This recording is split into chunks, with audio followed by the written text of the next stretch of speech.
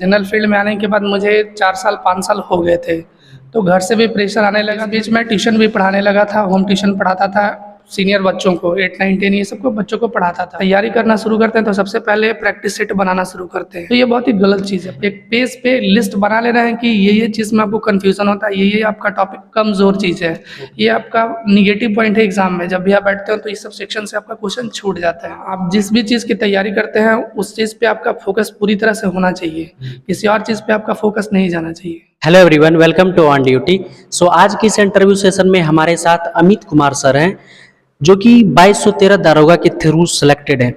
आपको बताएं, सर ने ना सिर्फ 2213 एसआई बैच में सिलेक्शन लिया है, बल्कि पूरे बिहार में सर ने दूसरा रैंक हासिल किया है। आपको इसी वीडियो में पता चलेगा कि ऑफिशियली सर का रैंक 1 भी है। वो कैसे, आप वीडियो में अंत तक बने रहेंगे तो ये चीज़ आपको पता चल जाएगी। तो चलिए सर से बात करते हैं और जानते हैं कि सर ने कैसे इतना बेहतरीन अंक प्राप्त किया, कितना स्ट्रगल किया इस अंक को प्राप्त करने के लिए। सर की कैसी रही जर्नी, क्या खास स्ट्रेटेजी के तहत सर ने पढ़ाई की, किस खास बुक लिस्ट का सर ने चयन किया था अपने पढ़ाई के दौरान, जो भी चीज़ें हैं बिहार एसआई की तैयारी से संबंधित आज की इस वीडियो में हम डिटेल में बात करने वाले हैं। तो अगर आप चैनल पर पहली बार आए तो प्लीज़ चैनल को सब्सक्राइब कर लीजिए। वीडियो पसंद आएगी तो वीडियो को लाइक जरूर कीजिएगा, और इस रिगार्डिंग आपकी कोई भी क्वेरी रहेगी तो आप हमें इंस्टाग्राम और फेसबुक पर मैसेज कर सकते हैं। कॉन्ग्रेचुलेसन सर की फाइनली आपका सिलेक्शन हो गया। Thank you so much. Sir आप अपना मार्क्स बताएं, कितने मार्क्स थे आपके टोटल? 175.6 अप्रोक्स। ओके, और जिस रैंक 1 ने आपको बताएं तो रैंक 1 जो थी वो सर के होम डिस्ट्रिक्ट से थी, और रैंक 1 ने ज्वाइन तो किया था और फिर उसने बाद में जॉब को छोड़ दिया था, वो ट्रेनिंग करने नहीं जा रही है। सर ऐसा कुछ है क्या? हाँ, ऐसा सुनने में आया है कि वो शशि सपना उसका नाम है, वो जॉब ज्वाइन की है लेकिन उसके बाद फिर छोड़ दी है, वो शायद दूसरे डिपार्टमेंट में चली गई है। तो आप ऑफिशियली रैंक 1 सर को इसीलिए कह सकते हैं, मैं ऐसा इसीलिए बोल रहा था कि जो रैंकर थी, जो रैंक 1 था जिनका, वो ट्रेनिंग करने नहीं जा रही, तो ऑफिशियली जब नंबर काउंटिंग होगी तो सर की रैंक 1 आएगी। सर आप इतने अच्छा स्कोर प्राप्त किए, जहाँ पर बिहार एसआई में आज सिलेक्शन लेना इतना टफ हो गया, वहाँ पर आप एक रैंक होल्डर बनकर आए, ना सिर्फ रैंक होल्डर बनकर आए बल्कि बिहार टॉपर बनकर आए। सर आप अपनी जर्नी बताइए। बहुत सर इंटरेस्टिंग होती है किसी न किसी एक सक्सेसफुल पर्सन की जर्नी, तो आपकी जर्नी कैसी रही? जब मैं 10th एग्ज़ाम दिया था उसके बाद फिर मैं गया बाहर पढ़ने आ गया था, तो उसके बाद फिर मैं 12th पास आउट करने के बाद मैंने सोचा कि मैं क्यों ना जनरल फील्ड में जाने का ट्राई करूं। तो उसके बाद जनरल फील्ड में जाने के लिए मैंने सबसे पहले अपने दिमाग में ये बिठाया कि मुझे सारे सब्जेक्ट को पहले अच्छे से स्टडी कर लेना है, किसी अच्छे टीचर के पास जा कर के पढ़ लेना है। तो उसके लिए मैं गया से पटना आ गया, और गया में एक साल के अंदर मैंने ये टारगेट रखा कि मुझे सारे सब्जेक्ट कवर कर लेने हैं।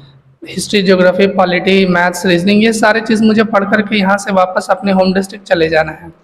यहाँ से पढ़ाई हुई, ये पटना जब मैं आया तो पूरा सब्जेक्ट कवर करने के बाद मैं फिर से गया आ गया।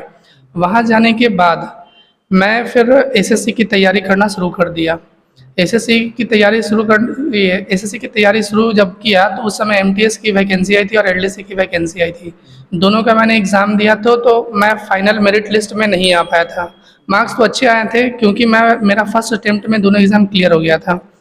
ठीक है, उसके बाद फिर सीजीएल का वैकेंसी आया, तो मैं ग्रेजुएशन पे जब अपीयरिंग था तो अपीयरिंग पे मैं जब एग्ज़ाम भरा तो मेरा पीटी भी हो गया, और मेंस में जाने के बाद उसका जो प्रोसेस होता है वो कोर्ट में पेंडिंग चला गया, और उसका 2017 वाली सीजीएल की बात? हाँ, 2017 सीजीएल, उसका केस वगैरह कुछ स्टूडेंट लोग ने कर दिया था, तो उसकी वजह से उसका केस चलने लगा, तो वो वैकेंसी फिर रुक गई थी। तो उसी बीच फिर मैं बिहार एसआई की तैयारी करने के लिए सोचा, और ठीक उसी समय उसकी वैकेंसी भी आई थी 2446 वाली।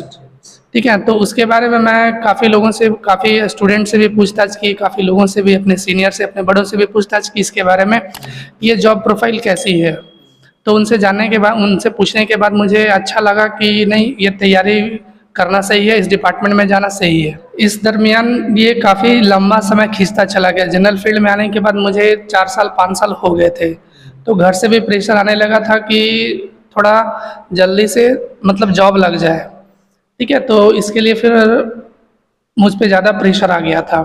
ठीक है, इस बीच मैं ट्यूशन भी पढ़ाने लगा था, होम ट्यूशन पढ़ाता था सीनियर बच्चों को, 8, 9, 10 ये सबको बच्चों को पढ़ाता था, और इसके अलावा मैं ग्रुपिंग भी चलाना शुरू कर दिया था।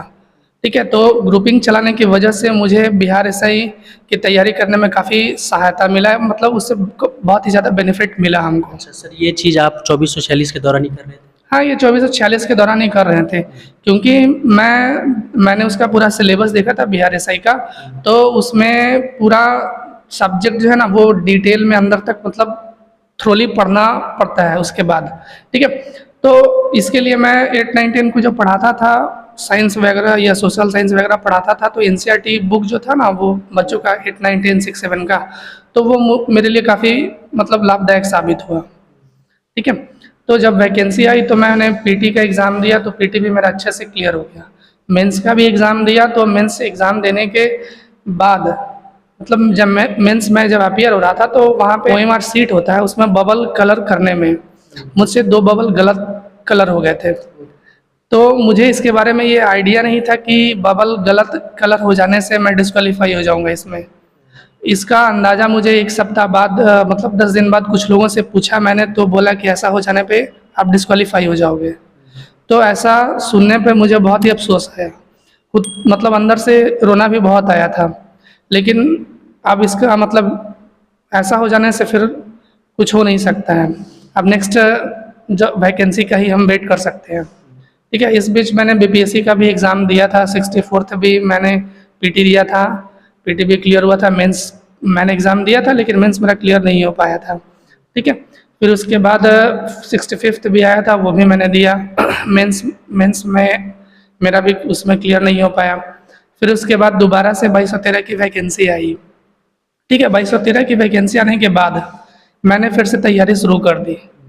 ठीक है, और इस बार मैंने पूरे डेडिकेशन के साथ उसको मतलब कि मुझे इस बार किसी तरह क्लियर कर ही लेना है एग्ज़ाम को।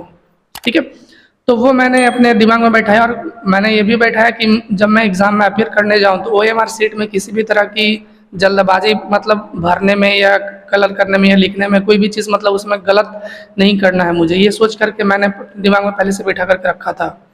ठीक है, तो मैंने पीटी का एग्ज़ाम देने गया, तो मैंने काफ़ी सावधानीपूर्वक अपने ओएमआर सीट को भरा। फिर उसके बाद क्वेश्चन को पढ़ा, अच्छे से थ्रोली पढ़ा।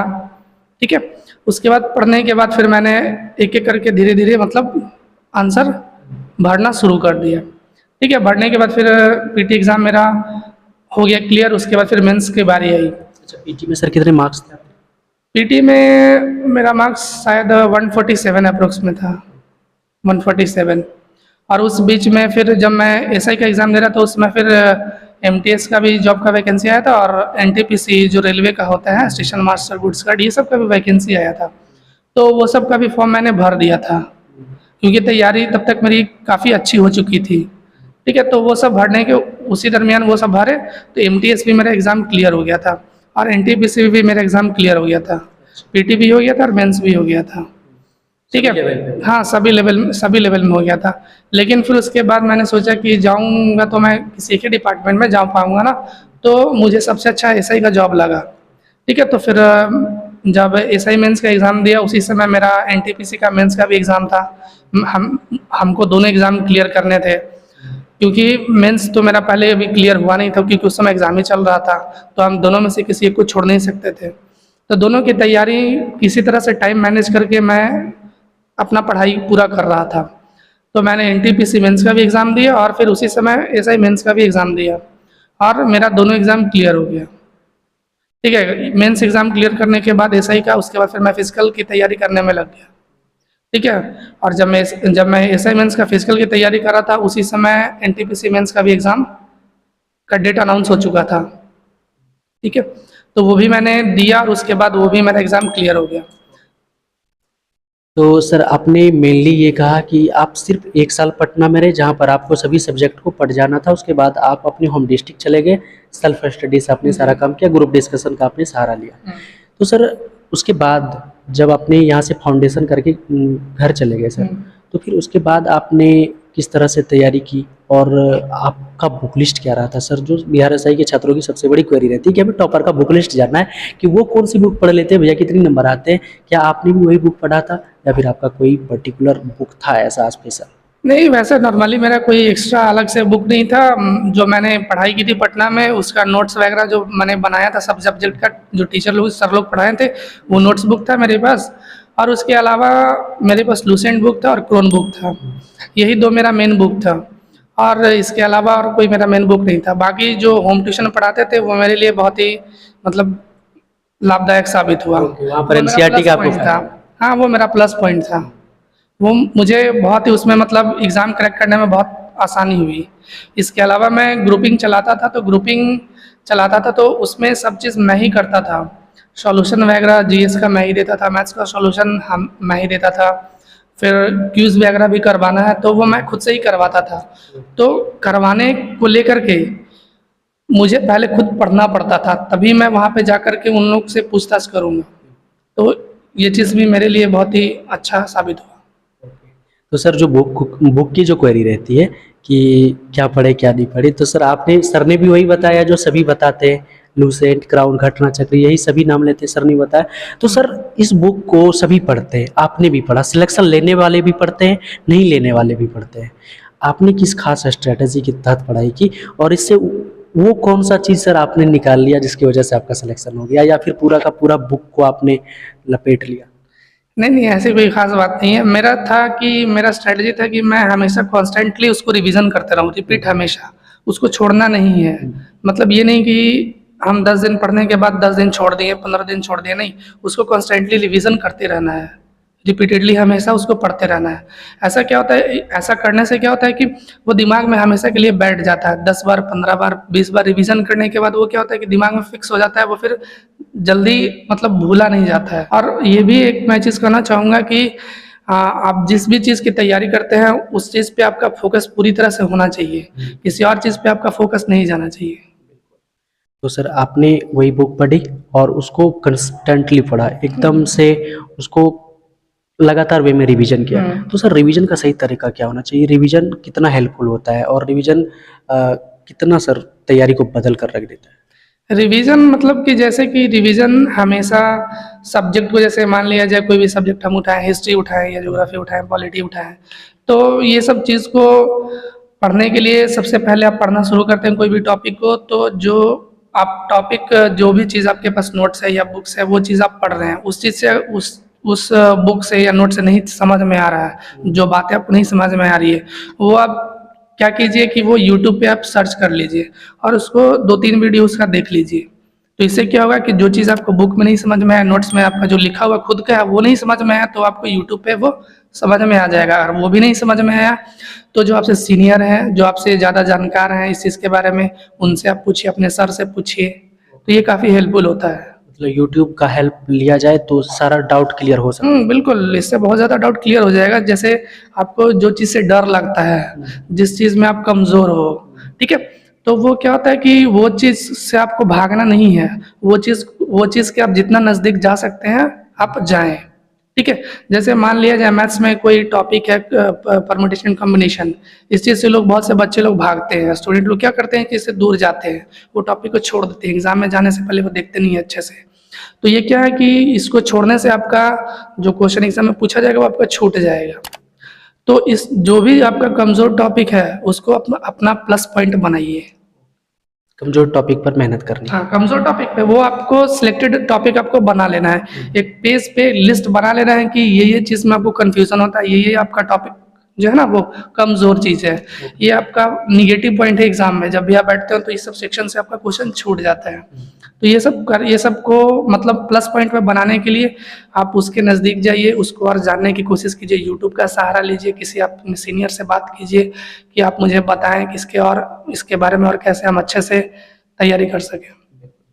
सर बिहार एसआई के पीटी पर आ जाते हैं। पीटी के स्ट्रेटजी पर अगर बात करें तो करंट अफेयर्स का रोल बहुत बड़ा होता है। करंट अफेयर्स के लिए आपने क्या किया था? करंट अफेयर्स के लिए मैंने स्पीडी बुक को उठाया था। स्पीडी बुक जो भी मार्केट में चल रही है वो स्पीडी बुक मैंने लिया और उसमें पीछे से मंथली का करंट अफेयर्स रहता है, तो वो मैं मंथली करंट अफेयर्स पढ़ता था। तो मैं सोचता था कि मंथली करंट अफेयर्स में इतना सारा करंट अफेयर्स कवर हुआ है, लेकिन जब मैं यूट्यूब वीडियो उसी मंथ का देखता था तो उसमें और भी क्वेश्चन जो यूट्यूब पे दिखाया जाता था वो स्पीडी बुक में नहीं रहता था।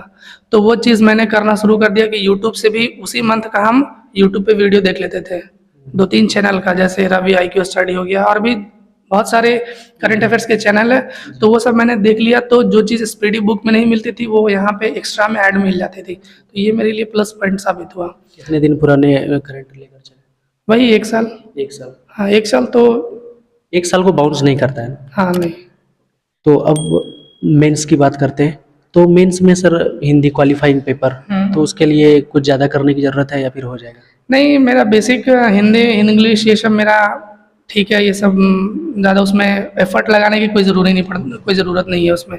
मैं ऐसे ही 8-9-10 का हिंदी व्याकरण, जो ग्रामर बुक होता है ना व्याकरण हिंदी में, बस वही मैंने बच्चों का बुक उठाया था और वही उसी से समास हो गया, संधि विच्छेद हो गया, संज्ञा सर्वनाम विशेषण, यही सब कुछ कुछ टॉपिक, मुहावरे हो गए, वही सब मैंने रिवीजन कर लिया था, ज़्यादा उसमें कुछ एक्स्ट्रा नहीं किया था।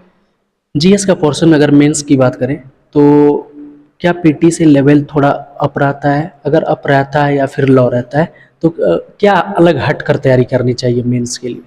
नहीं, पीटी तो ज़्यादातर देखने में हम, जहाँ तक मेरा एक्सपीरियंस है, मैंने 2446 और 2213 दोनों दिया, तो जहाँ तक हमें लगा पीटी जो है वो थोड़ा टफ रहता है एग्ज़ाम, टफ रहता है। और मेंस थोड़ा इजी रहता है, जहाँ तक हमें ऐसा लगता है। तो अगर पीटी की तैयारी पर कोई फोकस कर रहा है तो मेंस के लिए कुछ स्पेशल करने की जरूरत नहीं है? नहीं, मेंस में स्पेशल करना क्या है कि उसमें करंट अफेयर्स तो आपका एक अलग पोर्शन तो ख़त्म हो गया मेंस में।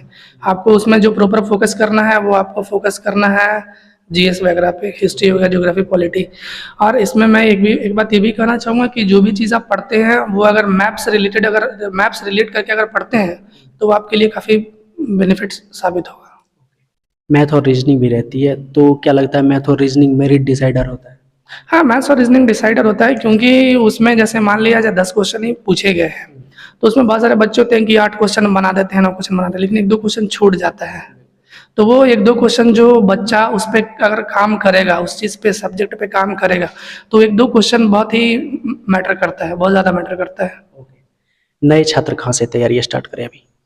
नए छात्र अभी, मतलब उन लोग को अभी सबसे पहले ये होना चाहिए ना कि सबसे पहले जो अभी मैं ज़्यादातर अभी देखता हूँ बच्चों को कि तैयारी करना शुरू करते हैं तो सबसे पहले प्रैक्टिस सेट बनाना शुरू करते हैं।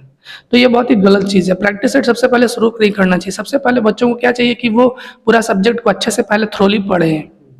पढ़ने के बाद क्या होता है कि पढ़ेंगे आप तभी ना प्रैक्टिस सेट बनाएंगे, पढ़ेंगे ही नहीं तो प्रैक्टिस सेट बना करके क्या करेंगे? क्वेश्चन बनेंगे नहीं आपसे तो बनाने का कोई मतलब ही नहीं रह जाता है। जब तक आप पढ़ेंगे नहीं उस चीज़ को, और पढ़ करके जब बनाएंगे तब आपका कॉन्फिडेंस लेवल थोड़ा और बढ़ जाएगा। ठीक है, तो इससे क्या होता है कि उसकी तैयारी करने में और अच्छा लगता है। पहले पूरा सिलेबस खत्म? हाँ, पहले बिल्कुल सिलेबस खत्म करना ही चाहिए, चाहे आप किसी टीचर से पढ़ें या फिर अपने खुद से मेहनत से पढ़ें। कितना परसेंट सिलेबस, कितना परसेंट सिलेबस खत्म हो जाने के बाद टेस्ट लगाना शुरू करें? अप्रोक्स 75-80% सिलेबस खत्म हो जाने के बाद। टेस्ट लगाने का सही तरीका क्या? हाँ, से टेस्ट लगाने का सही तरीका मुझे ये लगता है ना कि जैसे आप सबसे पहले क्वेश्चन आपके सामने आए तो सबसे पहले उस क्वेश्चन को आप अच्छे से पढ़ें, एक भी वर्ड को मिस नहीं करना है। उसमें जो भी वर्ड लिखा हुआ है उसका मतलब समझ लेना है कि ये किस चीज़ के बारे में पूछा गया, क्या लिखा गया, इसका क्या मतलब होगा, और उसके बाद उसको बनाना है। बनाने का इसमें एक और भी तरीका है कि सबसे पहले आपको वैसे क्वेश्चन को बनाना है जिसमें आप 100% प्लस में श्योर हैं। वही क्वेश्चन को आप पूरे थ्रोली जब पढ़ ले क्वेश्चन तब उसी क्वेश्चन को पहले लगाएं जो आप 100% श्योर है। उसके बाद आपका जो लगे कि नहीं ये हम बना सकते हैं, ये हमसे बन सकता है क्वेश्चन, वो उसके बाद वो क्वेश्चन वैसे क्वेश्चन बनाइए। फिर उसके बाद जो 50-50 हो गया कि नहीं ये भी है और ये भी है, तो फिर वैसे क्वेश्चन को आप थोड़ा सा दिमाग पे जोर दे करके सोच सकते हैं कि नहीं ये क्वेश्चन हमसे बन सकता है, तो 50-50 में फिर लगा सकते हैं। बहुत सारे छात्र बहुत कम वैकेंसी आने को लेकर चिंतित हो जाते हैं कि वैकेंसी बहुत कम आ रही है और छात्र इतने ज़्यादा बढ़ रहे हैं बीआरएसआई में, तो उनको आप कैसे मोटिवेट करेंगे कि वैकेंसी कितना भी कम आए सिलेक्शन होना है?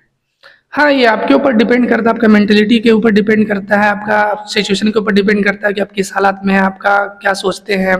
ठीक है, तो उसी पे ज़्यादातर डिपेंड करता है। अगर आपको जैसे आपको वो चीज़ बनना है तो उसके लिए आपको मेहनत करना पड़ेगा, बिना मेहनत के यहाँ कुछ भी नहीं मिलेगा। सर आ जाते हैं फिजिकल के ऊपर। फिजिकल में छात्रों को अगर अभी वैकेंसी नहीं आ रही है तो क्या अभी से तैयारी करने की ज़रूरत है या फिर पीटी हो जाए, मेंस हो जाए तब करने की? नहीं, पीटी हो जाने के बाद शुरू कर सकते हैं, अभी से वैसा कोई ज़रूरी नहीं है। बाकी दूसरे जो वैकेंसी है उस पर भी ध्यान दे सकते हैं। अभी जब तक वैकेंसी नहीं आ जाती है या फिर जब तक पीटी एग्ज़ाम वैकेंसी नहीं पीटी एग्ज़ाम नहीं हो जाता है तब तक फिजिकल की तैयारी करना मुझे सही नहीं लगता है। Thank you sir, thank you so much कि आपने इतना इम्पोर्टेंट टाइम दिया। जी बहुत बहुत धन्यवाद।